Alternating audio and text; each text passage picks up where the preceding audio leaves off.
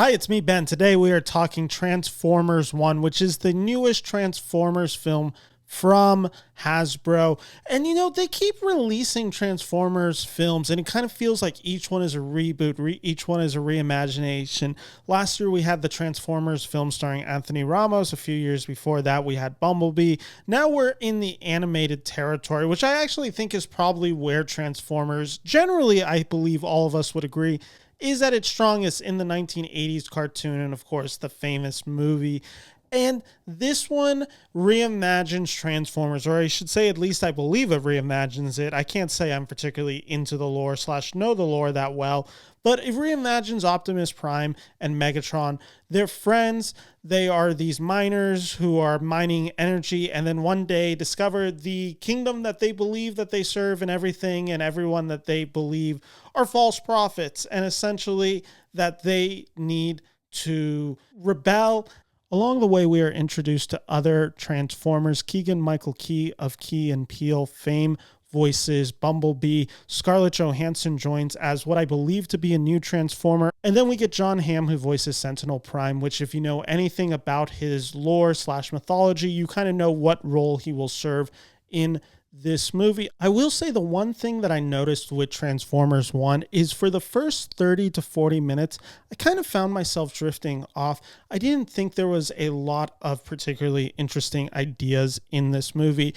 We have these two protagonists who we know to be major enemies in the future, and I really didn't buy into the friendship right away with Optimus Prime and Megatron. There was a disconnect, and that makes the first 45 minutes of this movie a little rough. Brian Tyree Henry is the standout performance by far in this movie. He voices Megatron, and this character I understood. I understood who he was supposed to be. I understood the performance that Brian Tyree Henry was bringing to Megatron, and I think it's actually a weirdly powerful performance that he gives as a vocal performer. It is just so filled with gravitas. When you learn how he's been lied to, manipulated, his beliefs being shattered, it's a really devastating performance from him. And when the rage really kicks in and the anger, and we start seeing the Megatron that is merciless that we see in the other iterations, I think the performance is actually so standout. That's juxtaposed to Chris Hemsworth, who I love Chris Hemsworth. I just thought he was a little miscast in this performance. The one issue noticeably is that Chris Hemsworth obviously has a very strong Australian accent. And in this movie, they make him use his American accent, which I actually think he does a decent enough American accent. But there are just times where you really notice it. And when Optimus Prime is so well defined for his voice, especially for the past 40 years, I mean, the animated voice is so iconic that they carried it over to the Michael Bay films, that this voice just, something didn't feel quite as powerful to it. I think this voice needed to quite literally just carry more gravitas the same way that Brian Tyree Henry's voice carried gravitas in this movie.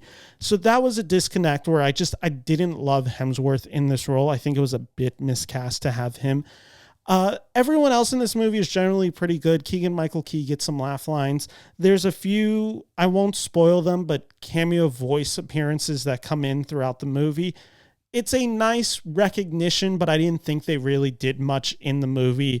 The actor who voices Starscream, you will recognize, just didn't do much. One of them, the person who voices Alpha Trion, his voice is instantly recognizable, and he brings that gravitas that I'm talking about. That is where the movie really works well, when you get just such classically trained actors with such powerful voices that it's no longer a stunt to cast an A-lister.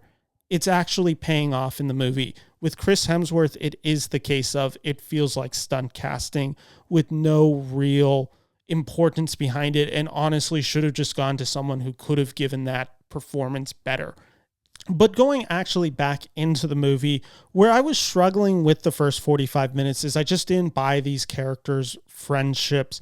And I didn't understand why Megatron would follow Optimus the way he does in this movie. So that's a little rough to get through. There's this racing sequence that I just didn't find particularly interesting.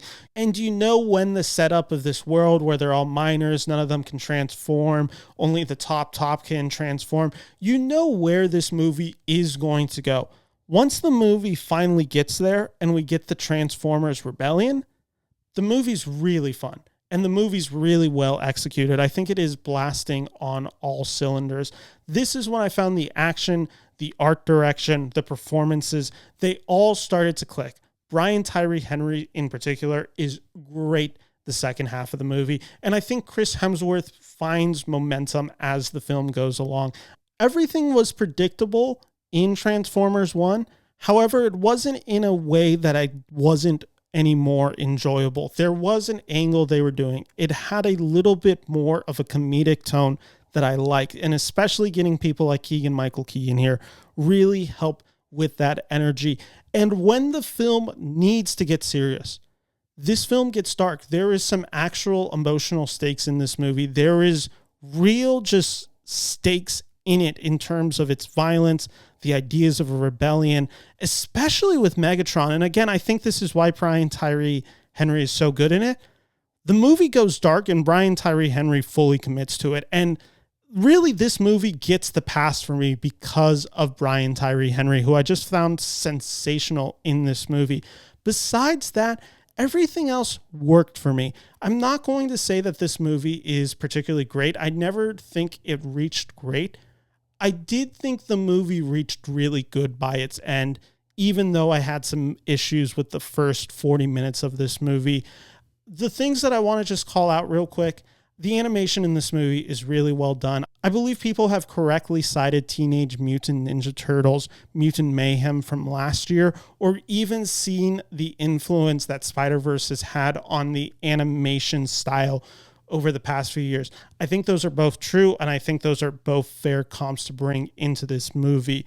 The animation is really exciting in some sequences, and it really does utilize the full screen, I guess you could say. Like, it really does feel big on the big screen. I also want to praise this movie for just having the moments that you want to see in this movie. There are expectations that you come into with a Transformers film, especially when it's the origin. You want to see Optimus Prime become Optimus Prime. You want to see Megatron become Megatron. You want to see these moments of Transformers history that we've seen in media throughout really just shown in this movie. And that's what this movie does. There are scenes that are certain callbacks to other movies, especially the 1980s animated series and movie. You feel those and they really work to great wonders in this movie. It has a great musical score throughout that really just adds to the energy of this movie. And it all, like I said, just accumulates in this finale that really works wonders and really does a lot to make this impactful. Do you need to rush out to see Transformers 1? I really don't know. I think this movie will be fun for Transformers fans. Like, I think there's certainly a lot to like about it. And I think this movie is probably one of the more easily accessible movies. It doesn't have any of the stupid human subplots that the Michael Bay movies are usually stuck with. This movie is far more lean in its approach to the Transformers. The issue, like I said, with it is it does feel a little kiddish. And especially in the first 40 to 45 minutes, I really was starting to think, is this movie for a fairly young demographic that I wasn't, connecting with? This movie eventually becomes for much older. It definitely starts feeling like it's a little bit more, if not teenage, then pre-teens. Like, there are some really dark moments in it, and there are some actual, shocking moments in it that work to great effect. And again, it's all centered around Brian Tyree Henry as Megatron. But ultimately, I can recommend Transformers 1. I think this movie has a lot of fun to be had. I believe this movie to be a worthy successor to the 1980s, and it's probably the closest we've gotten to capturing that feeling and spirit without compromise. And I think that's an exciting thing worth celebrating. I would like to see this series, I guess, learn from the third act and actually mature a little bit and start telling these stories with a little bit more seriousness. Because when it is simply a kid's movie, the movie just, it's okay. I kind of notice myself fading in and out of attention during it. But once it locks in, the movie locks in, and that's when it's a bunch of fun. So Transformers 1, positive review overall. I'm going 3 out of 5 stars.